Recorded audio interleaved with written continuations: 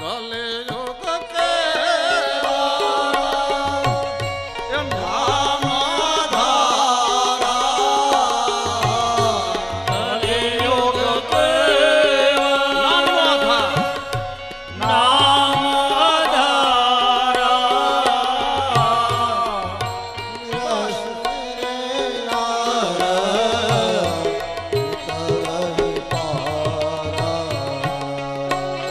નહીં કલિકાર માના ધર્મ વિવેકું નહીં કલિકાર માના ધર્મ વિવેકું રામ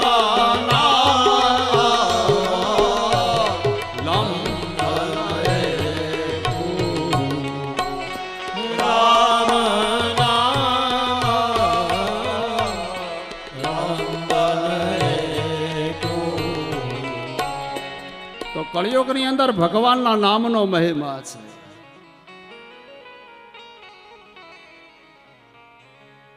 કળિયુગે બળદના 3 પગ કાપ્યા છે. એક પગ ઉપર બળદ ઊભો છે, બાજુમાં જે ગાય છે એ રડી રહી છે.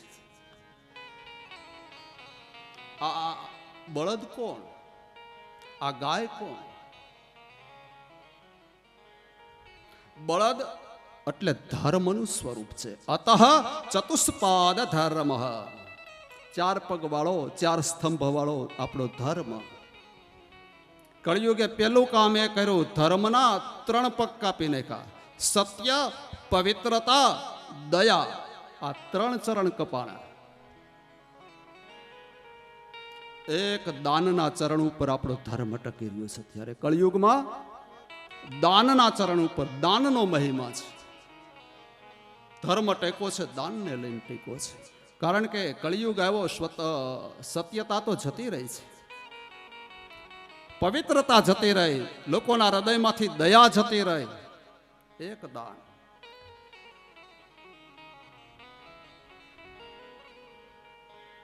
તો બળદ એ ધર્મનું સ્વરૂપ છે. બાજુમાં ઉભેલી ગાય રડે છે, ગાય એ પૃથ્વીનું સ્વરૂપ છે. પૃથ્વી રડે છે ત્યારે આ પૃથ્વી ઉપર અધર્મનું આચરણ થાય ને ત્યારે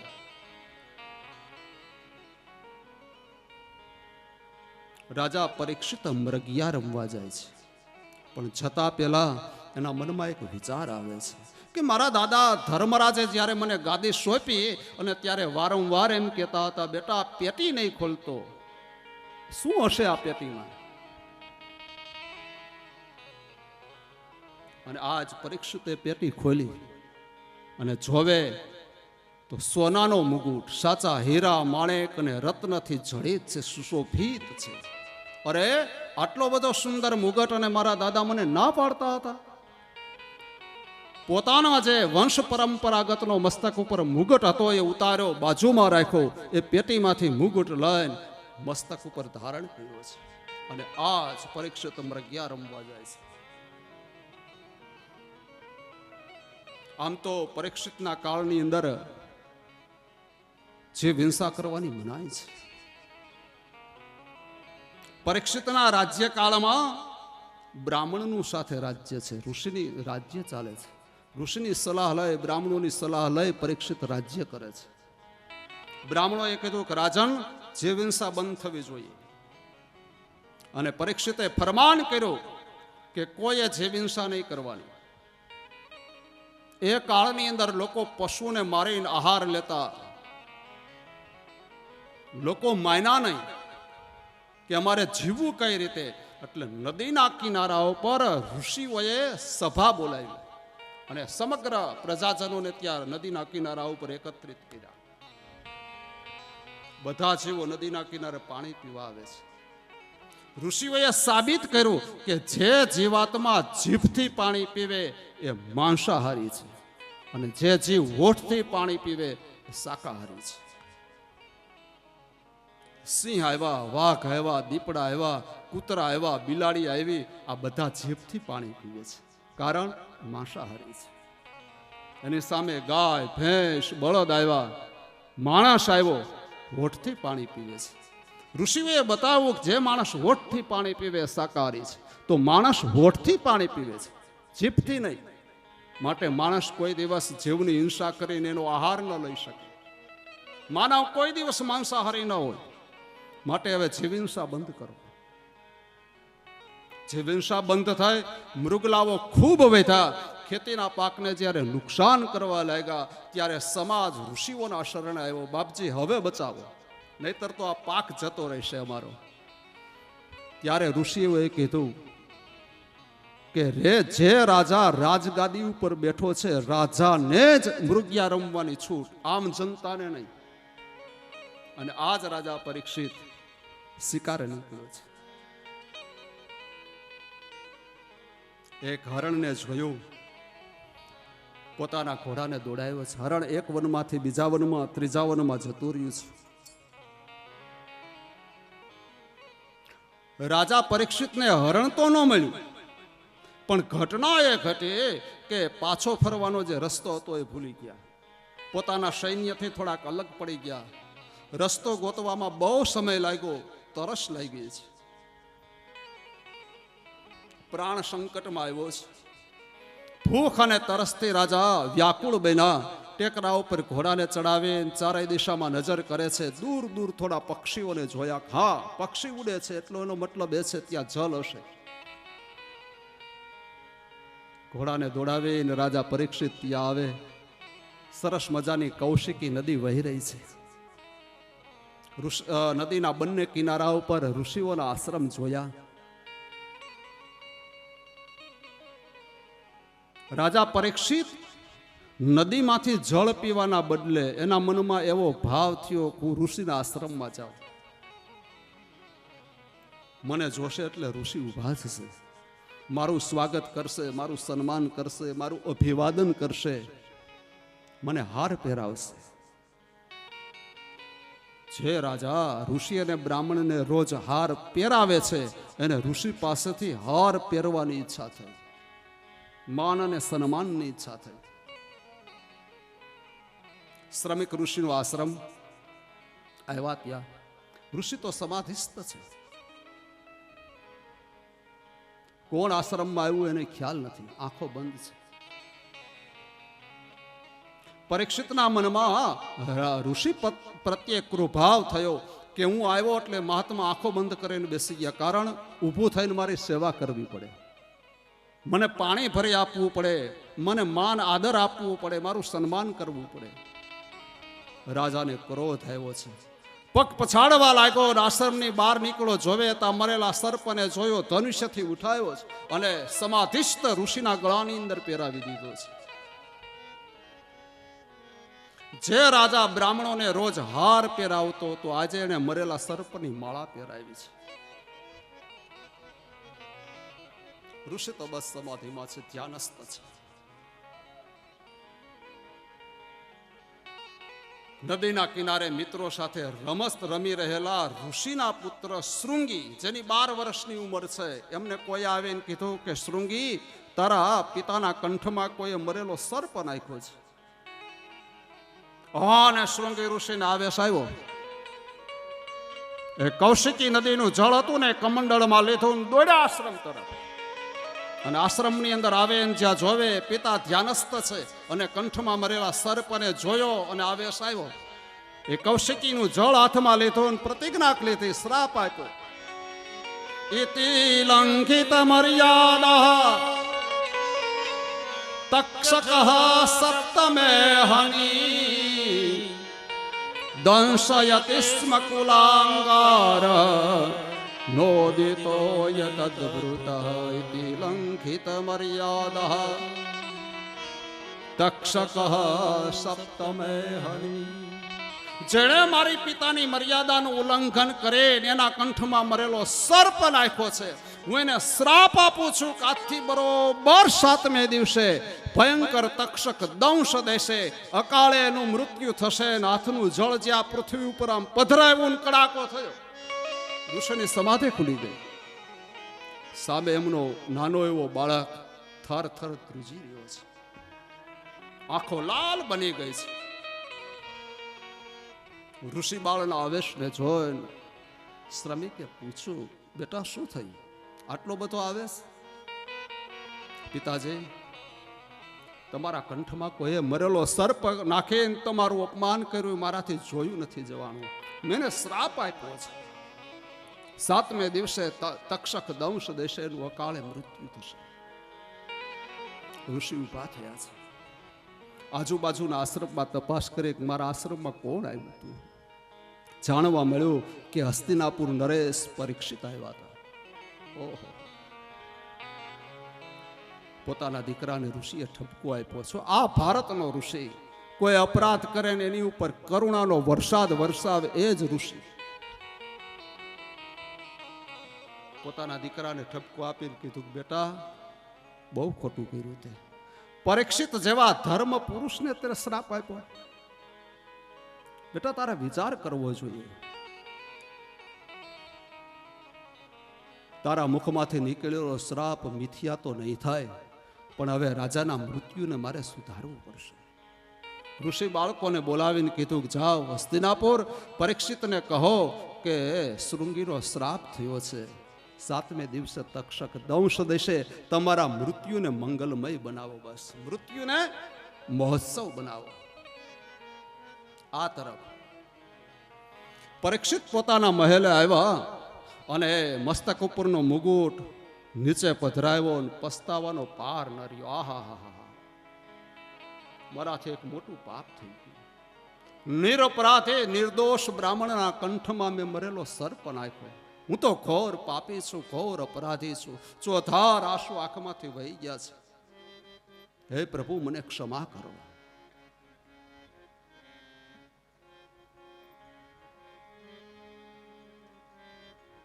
મસ્તક ઉપરથી મુગુટ ઉતાર્યો અને હવે પસ્તાવો થયો છે. એ પેટીમાંથી મુગુટ નીકળ્યો. એ મુગુટ કોનો હતો? જરાસંધનો હતો. ભીમ અને જરાસંધનો યુદ્ધ થયો ત્યારે જરાસંધને મારી બળજબરીથી ભીમે મુગુટ આંચકી લીધો છે. પોતાની ન્યાય અને નીતિનું સોનું નથી, અધર્મનું સોનું હતું. પરીક્ષિતે એ મસ્તક ઉપર ધારણ કર્યું. કળયુગ સોનાની અંદર બેસી ગયું. સોનાના મુગુટને મસ્તક ઉપર પહેર્યો એટલે બુદ્ધિ બગાડી. પરીક્ષિતને પાપ તરફ લઈ ગયા છે. એટલે જ આપણા શાસ્ત્રમાં એમ કહે કે સોનું રસ્તામાંથી મળે ને તો દેવ મંદિરમાં ધરી દેવું, ઘરમાં ન રાખવું. સોનીના ચોરીને તો મહાપાપ કીધું છે. સુવર્ણસ્તેય, રસ્તામાંથી મળેલું સોનું ઘરમાં ન રખાય. રાજા પરીક્ષિતને પસ્તાવાનો ભાર નથી, પણ હવે બહુ મોડું થઈ ગયું છે.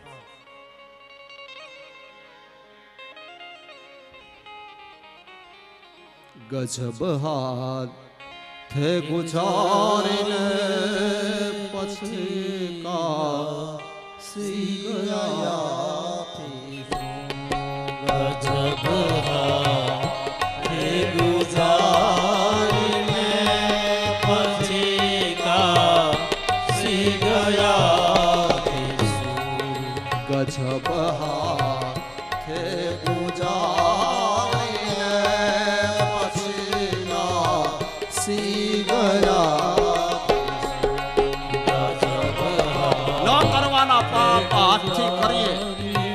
પછી કાશી તીર્થયાત્રા કરવા જાઓ, ગંગામાં સ્નાન કરવા જાઓ, એનો કોઈ અર્થ નથી. સુકાણા મોલ સૃષ્ટિના પછીના તીર્થયાત્રીશો. સુકાણા મોલ સૃષ્ટિના પછીના તીર્થયાત્રીશો.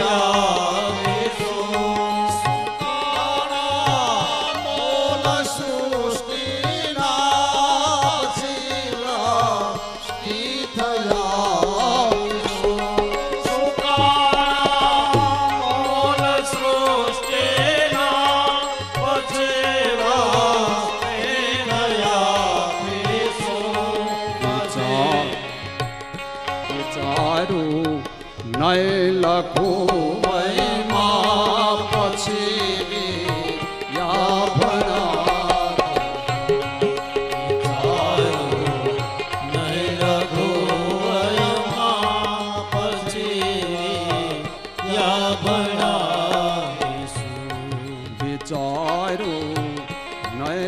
લઘુવયમાં પછી વિદ્યા ભણાતી.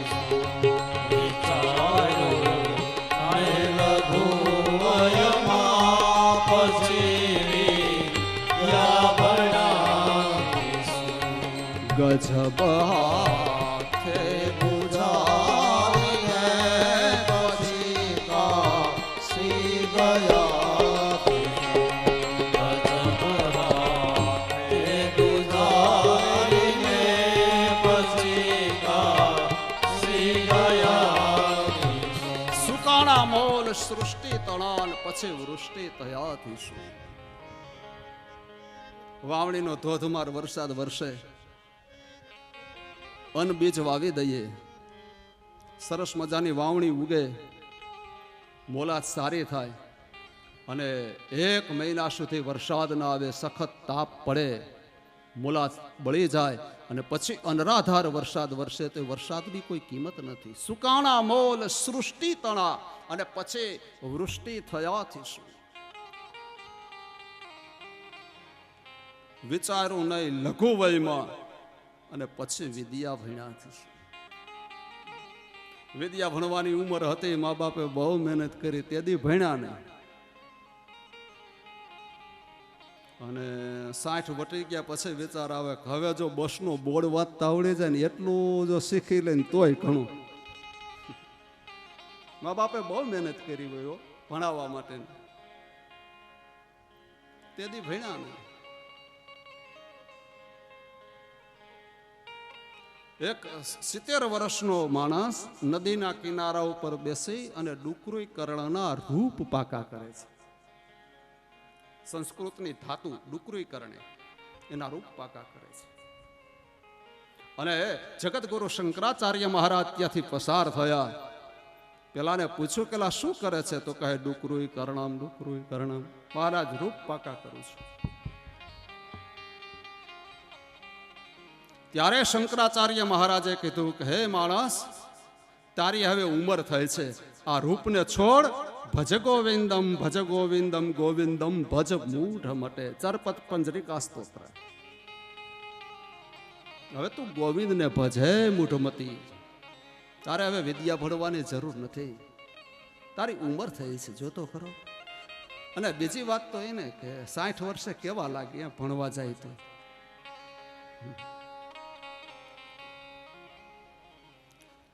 વચ્ચે તો ઓલા ગામડામાં પ્રૌઢ શિક્ષણ નીકળ્યા હતા. તમારે કુવાડવામાં હતું દાદા પ્રૌઢ શિક્ષણ? 60 વર્ષના ડોહાન ડોહિયું રાતે ભણવા જતા, હરીકણ લઈ લઈ,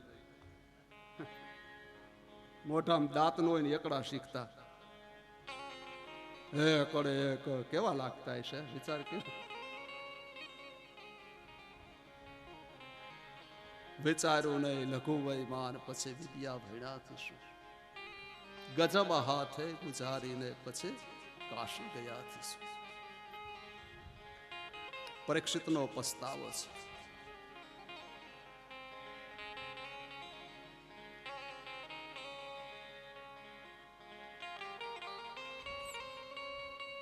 પરીક્ષિતે નક્કી કર્યું કે બ્રાહ્મણનો શ્રાપ મિથ્યા નહીં થાય.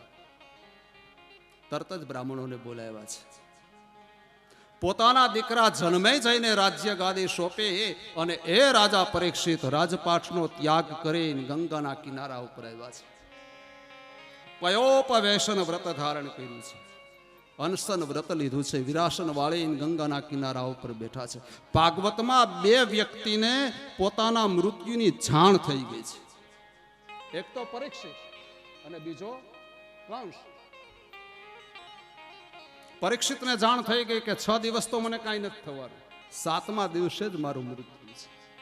અને કંસને આકાશવાણી થઈ, યોગમાયાએ કીધું કે હે કંસ, દેવકીના 8મા ગર્ભથી તારો નાશ છે. 7 સંતાન થાય ત્યાં સુધી કંસને ભય નથી, 8મા સંતાનથી ભય છે. બેયને પોતાના મૃત્યુની જાણ છે, ખબર છે. મને ને તમને આપણા મૃત્યુની જ ખબર નથી કે ક્યારે કાળ આવીને ઉભો રહી જશે. તો પરીક્ષિતે અને કંસે કર્યું શું? પરીક્ષિતે સર્વનો ત્યાગ કરીને ગંગાના કિનારા ઉપર સર્વસ્વનો ત્યાગ કર્યો છે. અને કંસે ભયમાં જિંદગી વિતાવી દીધી છે. ભગવદ આશ્રય નથી કર્યો. પરીક્ષિતને ભગવદ આશ્રય થયો છે. મૃત્યુની જાણ છે.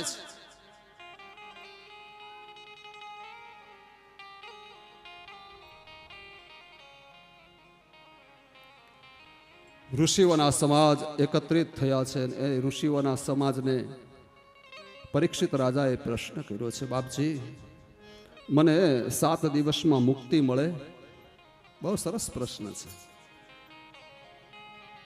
ઋષિઓ કહે, ભાઈ આ અમારો એક જન્મ નથી, આવા તો અનેક જન્મ અમારા થયા, છતાં અમને મુક્તિ નથી મળી. તો 7 દિવસમાં અમે તને મુક્તિ કઈ રીતે અપાવી શકીએ? અમે ખુદ બંધનની અંદર બંધાયેલા છીએ, અમે તને મુક્તિ ન આપી શકીએ, પણ તારા મૃત્યુનો મહોત્સવ કરી બતાવીએ, તારા મૃત્યુને મંગલમય અમે બનાવીએ, સત્સંગ કરીએ, મુક્તિ ન અપાવી શકીએ. જંગલની અંદર વિહાર કરતા સુખદેવજી મહારાજના કાને વાત સંભળાય કે પરીક્ષિત આવ્યા છે, બ્રાહ્મણનો શ્રાપ થયો છે. અને એ સુખદેવજી મહારાજ ગંગાના કિનારા ઉપર આવે છે, જ્યાં ઋષિઓનો સમાજ બેઠો છે. વિરાસન વાળીને પરીક્ષિત બેઠા છે. કેવા છે સુખદેવજી મહારાજ? વર્ણન બતાવ્યું છે ભાગવતજીની અંદર. કેવા લાગે છે? ભાગ્યશ્રી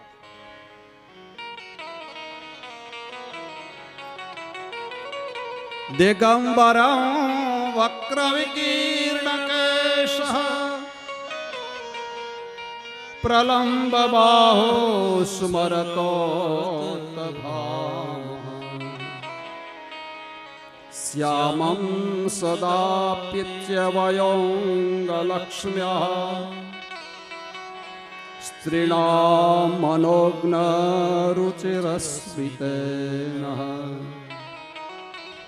દિગંબરં વક્ર વિકીર્ણકેશઃ પ્રલંબ બાહો સ્વરોત્તભામઃ. દિગંબર છે. અંબર એટલે વસ્ત્ર, દિગ એટલે દિશા. જેણે પોતાના શરીર ઉપર દિશાના વસ્ત્રો પહેરેલા છે તે દિગંબર, પૂર્ણ દિગંબર. આગળ હું પ્રથમ સ્કંદની કથામાં જ હું આગળ લગભગ ન ભૂલતો તો 7મા અધ્યાયની કથામાં જ હું બોલ્યો હતો. નિર્ગ્રંથા શ્લોક બોલ્યા હતા ને. સુખદેવજી મહારાજના શરીર ઉપર કોઈ ગ્રંથિ નથી, અને નિર્ગ્રંથા કીધા છે ભગવાન વેદવ્યાસે. કોઈ જાતની ગ્રંથિ નહીં. જો એને વસ્ત્ર નથી પહેર્યા, ધોતી પહેરે તો ધોતીની ગાંઠ, ગ્રંથિ એટલે ગાંઠ. ધોતીની ગાંઠ હોય ને, હવે આટી મારવાનું હોય ગયું એટલે ગાંઠો વાળીને પહેરવાનું. એટલે પેલી ગાંઠ ધોતીની ગાંઠ, બીજી જનોઈની ગાંઠ, ત્રીજી શિખાની ગાંઠ. આને શિખાય નથી, સૂત્રય નથી, શરીર ઉપર ધોતીય નથી પહેરી, એટલે એને નિર્ગ્રંથા કીધા છે. કોઈ પણ પ્રકારની શરીર ઉપર ગ્રંથિ નથી તેવા નિર્ગ્રંથા સુખદેવજી મહારાજ આવ્યા. દિગંબર વકૈર્ણ કેશ, વેર વિખેર મસ્તક ઉપર વાળ છે. પ્રલંબ બાહો સ્મરોત્તભામઃ. પ્રલંબ બાહુ છે, જે ઊભા રહી અને પોતાનો હાથ લાંબો કરે અને પોતાના હાથની 4 આંગળી છે એ ગોઠણ નીચે પહોંચે, એને શાસ્ત્રમાં પ્રલંબ બાહુ કીધા છે, અજાન બાહુ કીધા છે. પ્રલંબ બાહુ.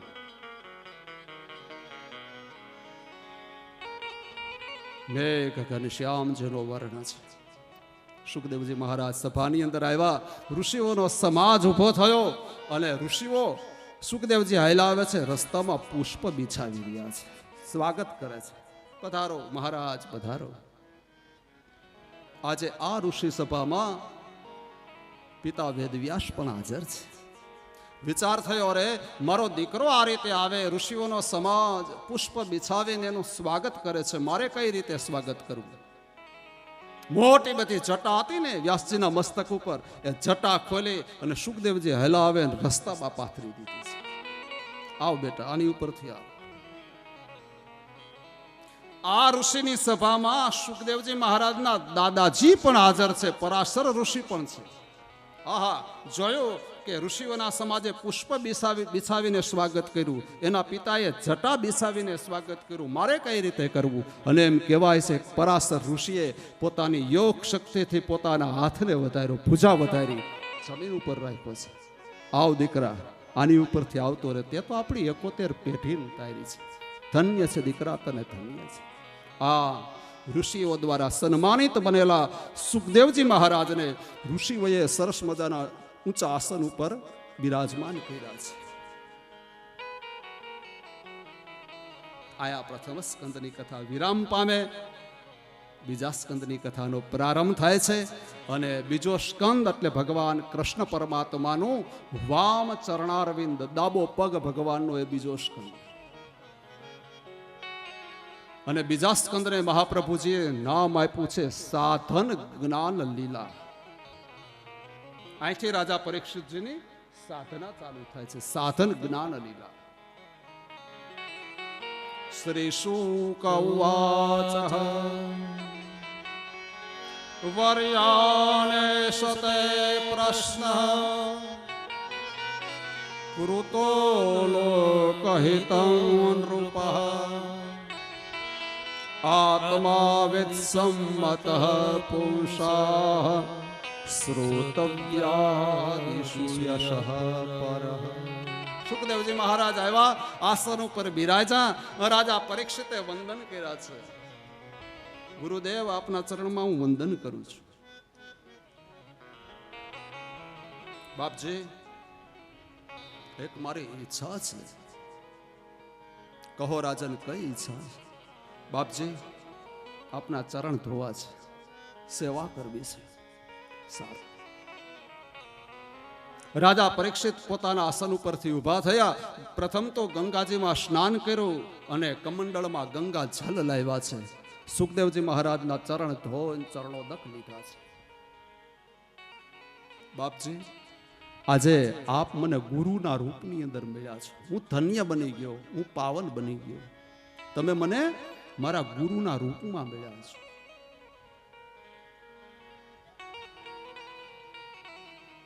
જો રાજા પરીક્ષિત ગુરુને ગોતવા નથી ગયા, ગુરુ સામે ચાલીને આવ્યા છે. આપણી અંદર શિષ્ય બનવાની પાત્રતા હશે ને તો સદગુરુ અનાયાસે કૃપા કરશે, દોડીને આવશે આપણી પાસે. પેલી તો શિષ્ય બનવાની આપણી પાત્રતા હોવી જોઈએ, આપણી યોગ્યતા હોવી જોઈએ. સદગુરુ સામે આવીને મળશે. ગુરુ ગોતવા નહીં જવા પડે. ભાગવત એનો પુરાવો પૂરે છે. અને ગોતવા ગયે ગુરુ મળે નહીં ભાઈ.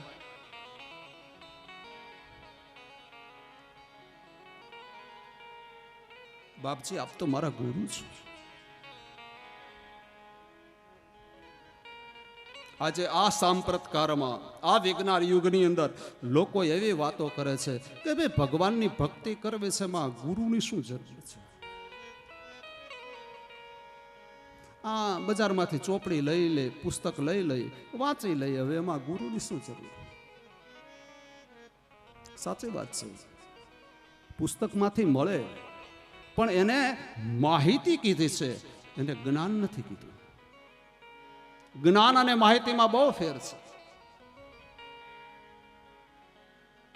માહિતી મુક્તિ ન આપે, મુક્તિ તો જ્ઞાન જ આપે છે. યા વિદ્યા સા વિમુક્તએ. સદગુરુના ચરણમાં રહો, સદગુરુની સેવા કરો, ગુરુકુલની સેવા કરો, ગાયોની સેવા કરો, અને ગુરુજીના આશીર્વાદ દ્વારા જે વિદ્યા મળે એનું નામ જ સદવિદ્યા છે. અને એ જ વિદ્યા જીવને મુક્તિ અપાવી શકે. ચોપડાની વિદ્યા જીવને મુક્તિ ન અપાવે. એ માહિતી આપે, એમાં ના નહીં. ગુરુની આવશ્યકતા છે જ ભાઈ. ઘણા તો ગુરુને દલાલ માને કે ભગવાનની ભક્તિ કરવી છે, એમાં વચ્ચે દલાલની શું જરૂર છે?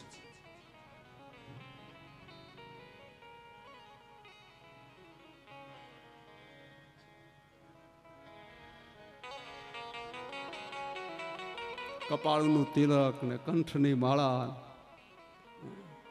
લોકો એને કળિયુગમાં પાખંડ બાંધવા લાગ્યા છે.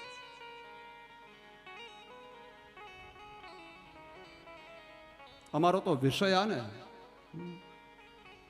સ્વસ્તિતિ મંત્રેણ યજમાન ભાલે તિલકમ કુર્યાત. યજમાનના કપાળમાં ચાંદલો કરીને એટલે એમ કે નાનો એવો કરજો, અને એ ચાંદલો કરો ને 5 મિનિટમાં તો રૂમાલ લઈને વીખી નાખે.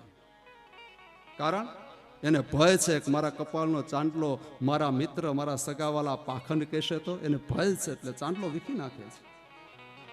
લોકમાં આજે માણસ ગુરુએ પહેરાવેલી માળા કંઠી નથી પહેરતો, કારણ એને ભય છે, એને પાખંડ લાગે છે.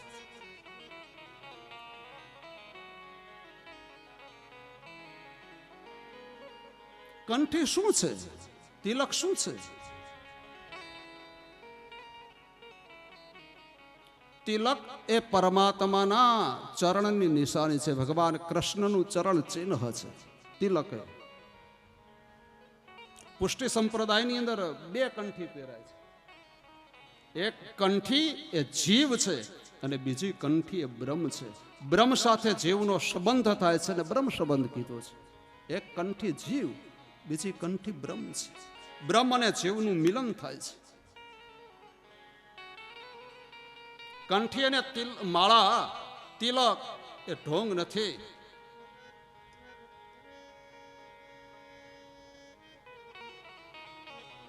સૌભાગ્યવતી સ્ત્રીના કંઠનું મંગલસૂત્ર અને એની શેથીનું સિંદૂર જ્યારે પાખંડ ગણાશે, ત્યારે સંતો અને બ્રાહ્મણોના લલાટનું તિલક અને માળા એ પાખંડ કહેવાશે. એ પાખંડ નથી ભાઈ, એની જરૂરિયાત છે. જો આ અમારો કાયમીનો વેશ છે, ધોતી, જભો, તિલક, કંઠી, આ કાયમીનો અમારો ડ્રેસ. 24 કલાક તમે આમાં જુઓ, પેન્ટ શર્ટમાં અમને ન જુઓ. તમે ગમે તે લારીએ જઈ અને પાણીપુરી ખાઈ શકો, મારે ખાવી હોય તો હું ન ખાઈ શકું, કારણ કે હું તમારે જેમ સામાન્ય માણસ જ છું ને. મને ઈચ્છા થાય, હું નહીં ખાઈ શકું, કારણ મારી લલાટનું તિલક મને રોકે, મારો આ ડ્રેસ, ધોતી, જભો મને રોકે કે નહીં, તારે ત્યાં ઉભા રહીને પાણીપુરી ન ખવાય. તમે લારીમાં ઉભા રહીને આઈસ્ક્રીમ ખાઈ શકો, હું ન ખાઈ શકું. અટકાવે આ કંઠી, આ માળા, આ તિલક અટકાવે, ક્ષોભ થાય, શરમ લાગે અમને. એ માણસના લલાટનું તિલક, એના કંઠની માળા એ માણસને પાપ કરતા અટકાવશે. અરે સમાજ શું મારા વિશે વિચારશે? મારા કંઠનું માળા અને તિલક જોઈ જશે, સમાજ કેવી મારી વિશે વિચારશે? પાપ કરતા માણસ અટકે છે. સાવ સાદી ભાષામાં વાત કરું, રાજકોટ વાળાને કૂતરાનો ત્રાસ તો છે જ. શેરી ગલીઓમાં બહુ કૂતરા. લતાના લોકો ભેગા થાય શેરીઓમાં અને કોર્પોરેશનમાં અરજી કરે કે ભાઈ અમારા શેરીમાં કૂતરાનો ત્રાસ, ભય બહુ છે. એટલે એ કોર્પોરેશન વાળા ગાડી લઈને આવે, મોટા મોટા ચીપિયા હોય કૂતરા પકડવાના. કૂતરાને પકડીને ગાડીમાં પૂરે, પછી એને બારોબાર ઠલવી આવે. એ કૂતરા જ્યારે પકડવા આવે ને, ત્યારે એનો અધિકારી, એનો સાહેબ પણ સાથે હોય છે. જે કૂતરાના ડોકમાં પટ્ટો જોશે, દોરી જોશે, એ કૂતરાને નહીં પકડે. બોલો, એનો અધિકારી છે ને ના પાડશે, ભાઈ એને નહીં પકડતો. જો એની એ કોઈનો બની ગયો છે, એની ઉપર કોઈ માલિક છે, એની ડોકમાં પટ્ટો છે, એની ડોકમાં દોરી છે, ન પકડજે, ના પાડશે. એમ યમરાજાના દૂતો જીવને લેવા માટે આવશે અને ડોકમાં માળા જોઈ જશે ને, ના પાડશે. એને લેતો નહીં ભાઈ, એ કોઈનો બની ગયો છે, એને સદગુરુનો આશ્રય મળી ગયો છે, ગુરુનો બની ગયો છે, એને ન પકડશે. કબીર કુતા में राम का मोती मेरा नाम, गले बीच दोरी प्रेम की चित खेचो उत जाओ. કબીરજી એમ કહે, હું તો મારા રામનો કૂતરો છું, પ્રેમની દોરી બાંધી છે કંઠી માળા. મારો રામ મને જ્યાં ખેંચીને લઈ જાય ત્યાં હું જવા તૈયાર છું. કંઠે ને માળા એ પાખંડ નથી વાલા. તમારું નાનું બાળક હોય ને, એને રોજ તિલક કરે નિશાળે મોકલજો. દરેક હિન્દુના લલાટમાં તિલક હોવું જોઈએ, શાસ્ત્ર એમ કહે છે. અને એમાં અમારે બ્રાહ્મણ અને સાધુ તો ખાસ. શાસ્ત્ર એમ કહે છે કે જે બ્રાહ્મણ અને જે સાધુ તિલક વગરના સામા મળે તો અપશુકન થાય છે. સાધુ અને બ્રાહ્મણના લલાટમાં તિલક હોવું જ જોઈએ. આખો દિવસ નહીં તો કાંઈ નહીં, પણ સવારમાં તો બસ દેવ પૂજા કરો ત્યારે તિલક હોવું જ જોઈએ. એટલે હવે શરમ ન રાખજો અને કપાળમાં તિલક કરજો મારા વાલા. કથા સાંભળ્યા પછી એટલું કરજો, રોજ ભગવાનના દર્શન કરો, લલાટમાં તિલક કરજો. અને હવે બેનોય નાના નાના ચાંદલા કરવા માંડ્યા છે, આમ દૂરબીનથી જોવા પડે, નરી આંખે દેખાય નહીં. માખીન ટાંગા જેવા ઝીણા ઝીણા.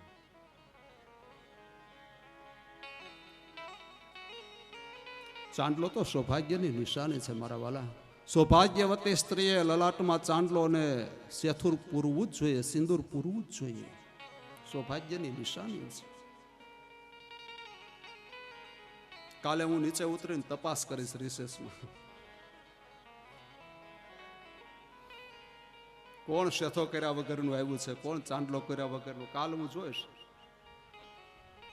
રિસર્ચમાં મારે એ કામ કરવાનું છે.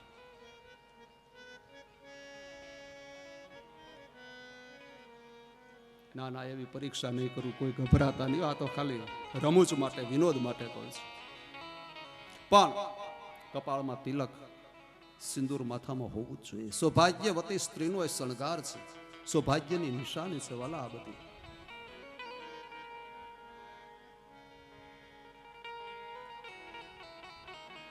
સદગુરુની જરૂરિયાત છે. પરીક્ષિત રાજાને સદગુરુ કૃપા કરે અને સામેથી આવીને મળ્યા છે.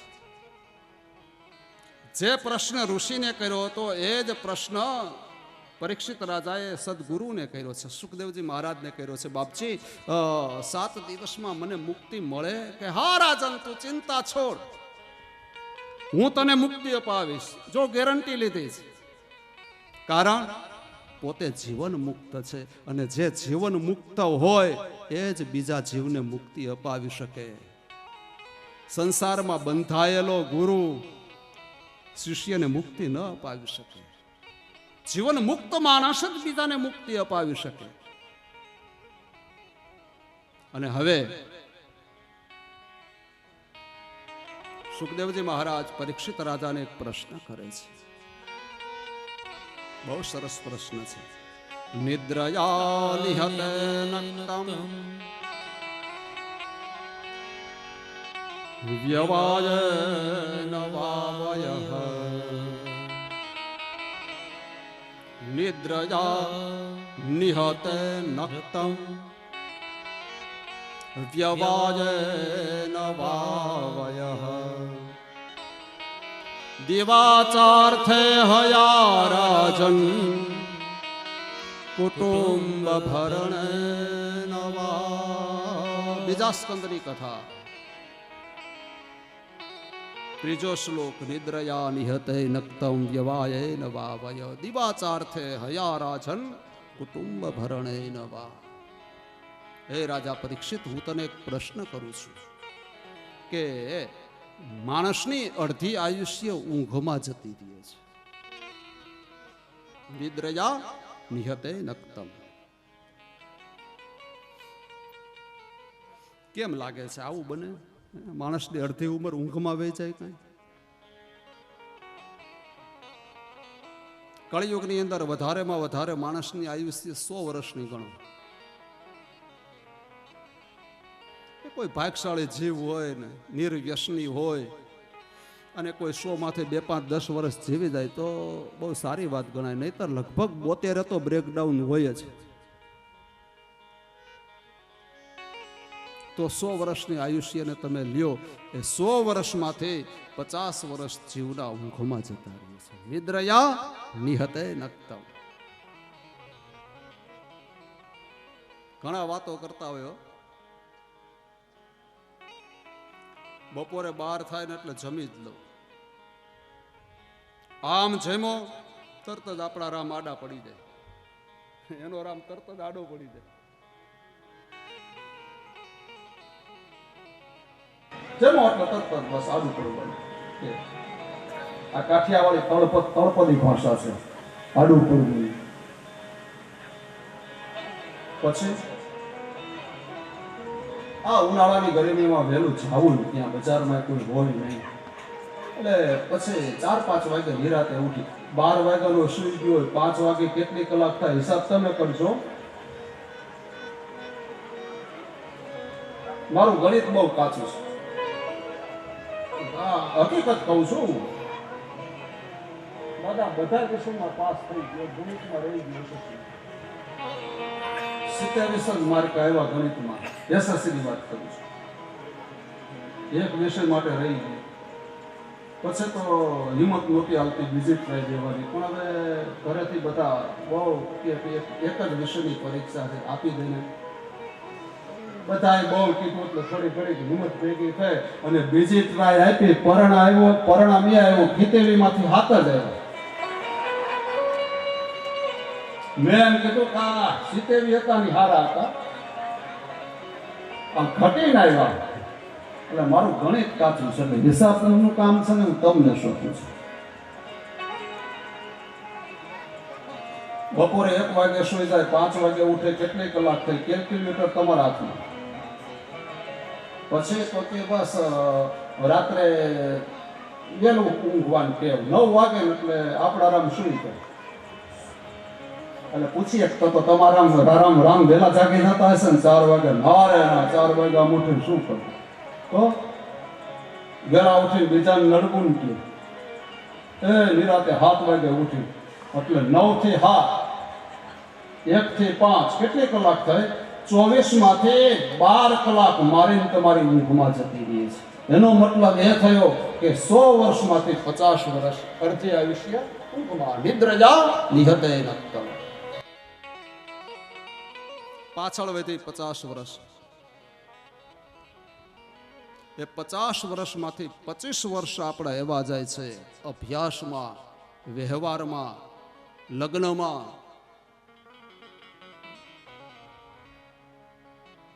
આજે તો 20 વર્ષ થાય એટલે ગ્રેજ્યુએટ થવાય, અને નોકરીની દોડાદોડીમાં આ બધામાં 25 વર્ષ આમ ફટ દઈને વયા જાય, ખબર ન પડે.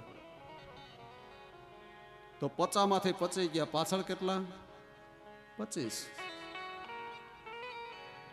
એ લગ્ન થાય, એ પરિવાર થાય, વેપાર ધંધામાં, આમાં વયા જાય છે દિવસો. તો સુખદેવજી મહારાજ પરીક્ષિતને પ્રશ્ન કરે છે કે રાજા, તારી આયુષ્યનો તે કેટલામો ભાગ ભગવાનને અર્પણ કર્યો એ મને બતા. મારો પ્રશ્ન એ છે,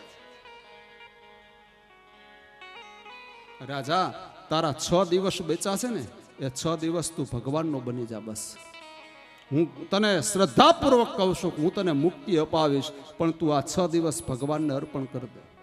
નિદ્રજા નિહતે નક્તમ વ્યવાય નવાવયઃ દિવાચાર્થે હયા રાજન કુટુંબ ભરણે નવઃ. સવારની વાત અત્યારે આવે, બીજા સ્કંદના પ્રારંભમાં પરીક્ષિતે પ્રશ્ન કર્યો છે કે બાપજી, મૃત્યુના ભયમાંથી મુક્તિ મેળવવા મારે શું કરવું? કારણ કે મને ભય છે મૃત્યુનો, તક્ષકનો ભય છે. ત્યારે એ જ વાત, સવારની વાત અહીંયા સુખદેવજી મહારાજે પરીક્ષિતને કીધી છે. શ્રોતવ્ય કીર્તિયશ્ચ સ્મર્ત્ય છોભાવય. તું ભગવાનની કથા સાંભળ. શ્રોતવ્ય કીર્તિ વ્યસ્ત, એનું કીર્તન કર, અને સ્મર્ત્ય એ કથાનું ચિંતન અને મનન કર, એટલે મૃત્યુના ભયમાંથી તું મુક્ત થઈ જઈશ. હે રાજા, તું તારા ચિત્તની વૃત્તિ પ્રભુના ચરણમાં સમર્પિત કર, તારું મન તું ભગવાનને અર્પણ કરી દે. એકાગ્ર મનથી ભગવાનની કથા સાંભળ. હું તને કથા સંભળાવું છું.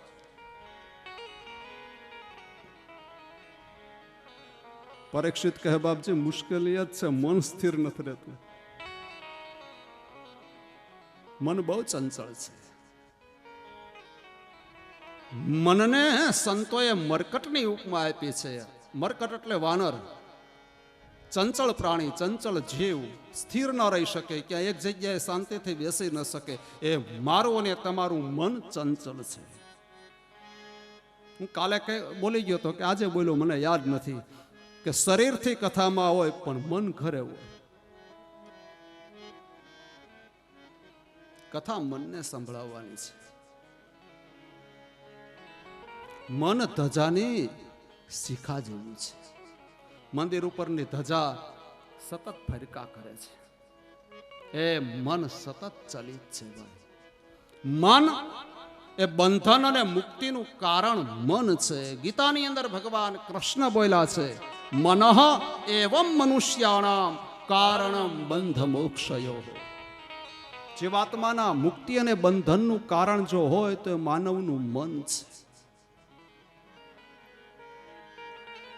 મનની એકાગ્રતા, મનની નિર્મળતા, મનની પવિત્રતા.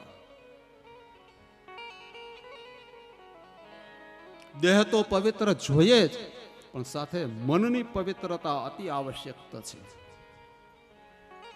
જો મનની મલિનતા હશે, દેહની પવિત્રતા હશે, તો ભગવાન એ સેવાનો સ્વીકાર નહીં કરે.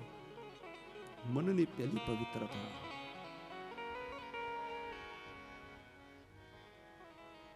મન વિશે તો કેટલું બોલાય એવું છે. સમય ટૂંકો પડે. એ ચંચળ મનને કઈ રીતે સ્થિર કરવું?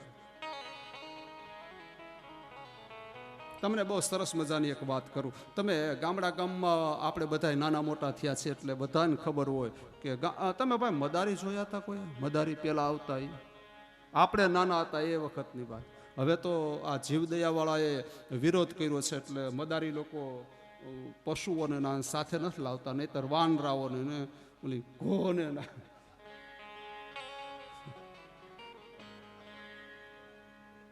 આ એ ઘોય લઈને આવતા. આ ઘો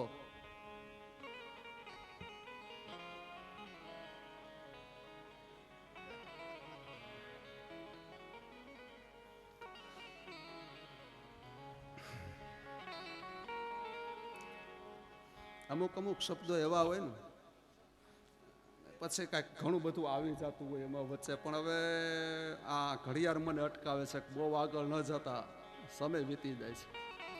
હું મૂંઝાઈ જાઉં છું, અહીંયા બ્રેક મારું છું, નહીતર ઘો ઉપર ઘણું બોલે. એ ભગવાન, ઘો હે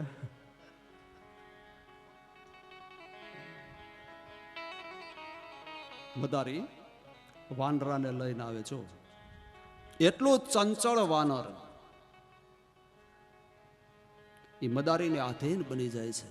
મદારી એને પઢાવે, એને શિક્ષણ આપે, અને પછી મદારી એને હુકમ કરે, સાહેબને સલામ ભરો, એટલે પાછલા બે પગે ઊભો થાય વાનર અને સેલ્યુટ મારે. જોયું છે ને બધાય? ઓલો કળશ આપે, લોટો, જાઓ પાણી ભરવા જાઓ, એટલે વાંદરું બે પગે હાલે, એ લોટો લઈને માથા ઉપર મૂકીને પાણી ભરવા જતું એવા ભાવ કરે. એ ચંચળ જીવ વાનર જો મદારીને આધીન બની જતું હોય તો મારું ને તમારું મન કેમ આધીન ન થાય ભગવાનને? એ વાનર ક્યારે આધીન બન્યું? તો કહે મદારીએ એની ડોકમાં ગાળીઓ નાખ્યો, દોરીનો, એને પઢાવ્યું, એને શિક્ષણ આપ્યું. એમ સદગુરુના શરણે જાઓ અને નિર્ભય બની, નિષ્કામ બની, નિર્દોષ બની ગુરુને એમ કહો, ગુરુદેવ મારું મન બહુ ચંચળ છે ને સ્થિર કરો. પછી સદગુરુ એના મનને સ્થિર કરવાના ઉપાયો બતાવે છે. આયા સુખદેવજી પરીક્ષિતને મનને સ્થિર કરવાના 8 ઉપાય બતાવ્યા છે. યમ, નિયમ, આસન, પ્રાણાયામ, પ્રત્યાહાર, ધારણા, ધ્યાન અને સમાધિ. અને શાસ્ત્રમાં અષ્ટાંગ યોગ કીધો છે. યોગ દ્વારા મન સ્થિર થાય છે. જરા ઝડપથી કથાને લો. ભાગવતમાં અષ્ટાંગ યોગની કથા કરી છે ને, એ જો હું એ પ્રમાણે કરું એટલે લગભગ 90% સૂઈ જાય. એટલે તમને શું વાત દેવા નથી. એટલે મારી ભાષામાં જે કાંઈ ગુરુજી તરફથી મળ્યું છે આશીર્વાદના રૂપના, એ સહેલી કરીને કથાને રજૂ કરું છું. તમને ઊંઘ ના આવે એવી કથા.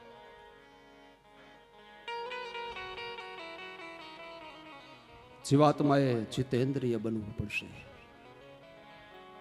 ઇન્દ્રિયોને લાડ ન લડાવવા. ઇન્દ્રિય જે કાંઈ ઈચ્છા કરે એ તરત જ એને આપી ન દેવું. આંખ રૂપી ઇન્દ્રિય સિનેમા જોવાની ઈચ્છા કરે તો એની સાથે વિવેકથી વર્તન કરવાનું, જડતાથી નહીં. આંખને આમ ડોળાને કાઢીને ઘા ન કરી દેવાય. તે સિનેમા જોવાનું કીધું? નહીં. એની સાથે જડતા નહીં, વિવેકથી એને કહેવાનું, આંખરૂપી ઇન્દ્રિયને સિનેમા જોવી છે ને, આવ પેલા તું હરિ દર્શન કર, ભગવત દર્શન કર, પછી તને સિનેમા બતાવું. એમ ભગવાનના દર્શન તરફ ઇન્દ્રિયોને વાળવાની છે. કાનરૂપી ઇન્દ્રિય કોઈની ટીકા અને કોઈની ટિપ્પણ ને કોઈની કુથલી નિંદા સાંભળવાની ઈચ્છા કરે તો કાનરૂપી ઇન્દ્રિયને ભગવાનની કથા સંભળાવજો. જીભરૂપી ઇન્દ્રિયને કોઈને ગાળો દેવાનું મન થાય, ઘણા ના આવવું હોય, મન થતું હોય ગાળો દેવાનું. હા, પછી કોઈક મળી જાય ને વહા કાબરા કરી નાખે તઈ રીએ, પણ એ દે ખરો. હા, ગાળો દેવાની મન થાય ને તો જીભને કહેવાનું, હે જીભ, હાલ આપણે ભગવાનના કીર્તન ગાય, એને ભગવાનના કીર્તન ગૌરાવા. આમ વિવેકથી પરમાત્મા તરફ ઇન્દ્રિયોને વાળવી, આનું નામ છે જીતેન્દ્રિય. યમ, નિયમ. જીવનમાં કાંઈક નિયમ હોવું જોઈએ, નિયમ વગરનું જીવન નકામું છે.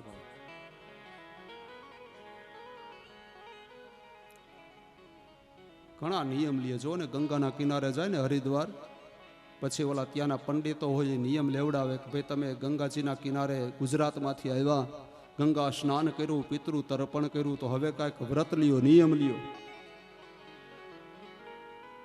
એટલે સુરવીર હોય ને બધા ત્યાં નિયમ લે. આજથી કે બીડી બંધ, તમાકુ બંધ. કેમ દાંત આવે છે? અહીંયા મૂકીને એવા લાગો તમે. એ મારા વાલા ગંગાના કિનારે મૂકે ને હરિદ્વાર તો માંડ વટે, તા તો પાછા ચાલુ થઈ ગયા. ગંગા દેખાતા બંધ થાય ને ત્યાં માવા ચોળી ચોળીને ખાવા મળે. તીર્થના કિનારે કોઈ દી નિયમ ન લ્યો, અને તીર્થના કિનારે નિયમ લ્યો તો એને પાળો. અન્ય ક્ષેત્રે કૃતમ પાપમ તીર્થ ક્ષેત્રે વિનશ્યતિ, પણ તીર્થ ક્ષેત્રે કૃતમ પાપમ વજ્રલેપો ભવિષ્યતિ. અન્ય ક્ષેત્રમાં પાપ કરો અને તીર્થમાં જાઓ તો પાપ ભૂસાય, નાશ પામે. પણ તીર્થમાં જઈને પાપ કરો તો વજ્રલેપો ભવિષ્યતિ, એનો નાશ ન થાય. માટે તીર્થમાં જઈને નિયમ ન લેજો. અમને ઘણા કહે કે પૂર્ણાહુતિ થાય ને ત્યારે કે તમે નિયમ કાંઈક લેવડાવજો વ્યસન મુક્તિના. હું કહું ના, એની ઘરે જઈને લઈએ, મારા ભાગવત આગળ તો નહીં જ. કારણ કે અહીંયા નિયમ લઈએ અને બહાર જઈને પાછો બીડી ફૂકે તો દોષ લાગે, અપરાધ લાગે. એના કરતા એની મનથી સમજી જાય નિયમ લે એ વધારે સારું છે. પણ કાંઈક સાત્વિક નિયમ હોવા જોઈએ. યમ નિયમ આસન. એક આસન ઉપર બેસીને ભગવાનની સેવા, ભગવાનના જપ થવા જોઈએ. એમાં શાસ્ત્રમાં બતાવ્યા આસન કેવું હોવું જોઈએ. સૌથી પવિત્ર અને ઉત્તમ આસન હોય તો એ આસન છે કંબલ આસન, ઊનનું આસન. બધામાં પવિત્ર. એને વારંવાર ધોવાની જરૂર ન પડે. એને આમ હવામાં ઝાપટી નાખો એટલે પવિત્ર બની જાય, શુદ્ધ બની જાય છે. ઊન આસન, કંબલ આસન. બીજું આસન તો કહે કુશાસન, દર્ભનું આસન. ત્રીજું તો કહે રેશમી આસન. કેવા આસન ઉપર બેસવાથી, જપ તપ કરવાથી શું ફળ મળે એ બતાવ્યું. માટીના આસન ઉપર બેસીને જપ કરો તો જીવનમાં દરિદ્રતા આવે. ઘણા ટેવ હોય, માટીનો ઓટો હોય ને એની ઉપર બેઠા બેઠા જપ કરતા હોય. નહીં, શાસ્ત્ર ના પાડે છે એ માટીના આસન ઉપર તમે બીજું આસન પાથરો પછી બેસો. પથ્થરના આસન ઉપર બેસીને જપ કરવાથી કઠોરતા આવે. ઘાસ અને પાનના આસન ઉપર બેસીને જપ કરવાથી દેહમાં રોગ થાય. ના પાડી છે શાસ્ત્ર. આસન. ચોથું અંગ છે અષ્ટાંગ યોગનું પ્રત્યાહાર. માણસે કેવું ભોજન લેવું જોઈએ, આહાર. અરે ભાગવત તો ત્યાં સુધી બતાવે છે કે 24 કલાકમાં માણસે 18 જ કવલ અન્ન ખાવું. 18 જ કોળિયા દાદા. હા, 18 કોળિયા માણસ અન્ન ખાય એટલે એનું જીવન સારી રીતે પસાર થઈ જાય, નિરોગી રહે, શરીરને પોષણ પણ પૂરું મળે. 24 કલાકમાં 18 કોળિયા અન્ન ખાવાનું લખ્યું છે. જેમ કપડાને ટીંગાડવા માટે એંગરની જરૂર છે, એ જ રીતે દેહને ટકાડવા માટે અન્નની આવશ્યકતા છે. અન્ન જોઈએ છે તો જ દેહ ટકે. 18 કોળિયાની વાત આવી. કોળિયા કેવડા કરવાની એ તમારી ઈચ્છાની વાત છે. હા, ઘણા તો એક એક રોટલીનો એક એક કોળિયો દાદા. 18 કોળિયા. અમારા એક ભૂદેવ જ છે, મારા મિત્ર છે. રોટલી ભાંગતા નથી દાદા. ના એટલે મેં આમ 4 વળી કરી અને એટલે મેં કીધું આમ તો કે અમારા કુળમાં રિવાજ છે, અમારા કુળમાં કોઈ રોટલી ભાંગતું જ નથી. હવે આવા 18 કોળિયા તો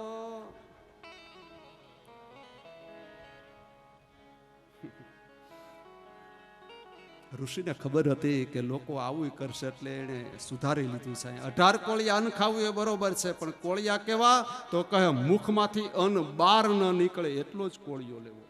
એનું પ્રમાણ બતાવ્યું. પ્રત્યાહાર, ધારણા એટલે લક્ષ્ય.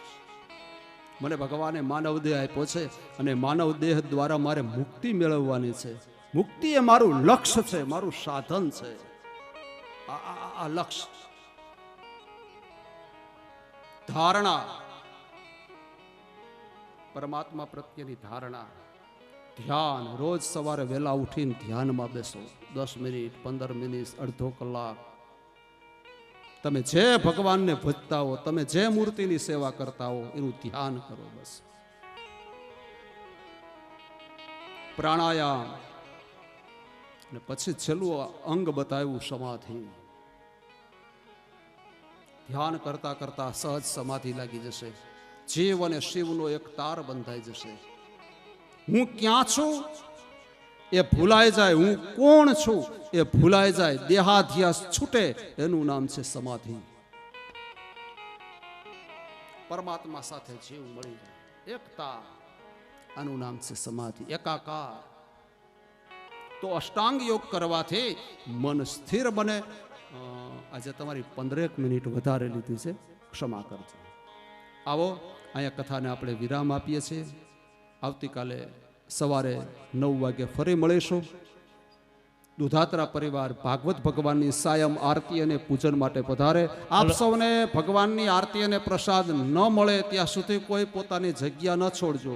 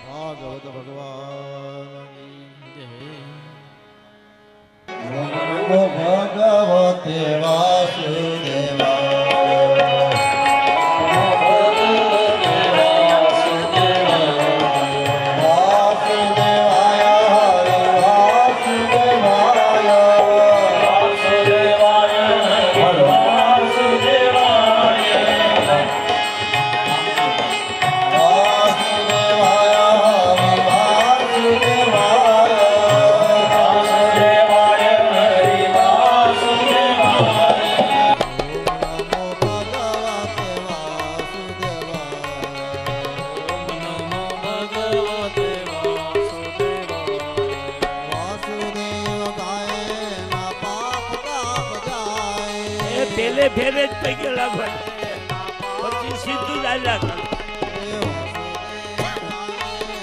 પાપ તાપ જાય પાપ તાપ જાય. ઓમ નમો ભગવતે વાસુદેવાય ઓમ નમો ભગવતે વાસુદેવાય. વાસુદેવાય હરિ વાસુદેવાય વાસુદેવાય રે વાસુદેવાય.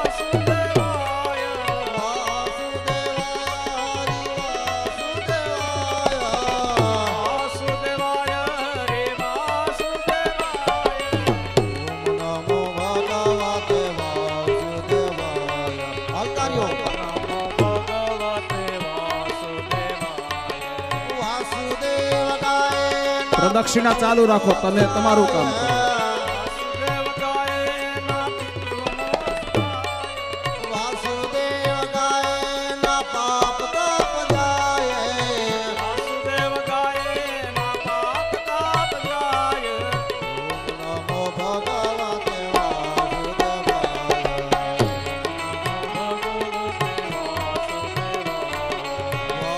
વાસુદેવાય હરિ વાસુદેવાય વાસુદેવાય રે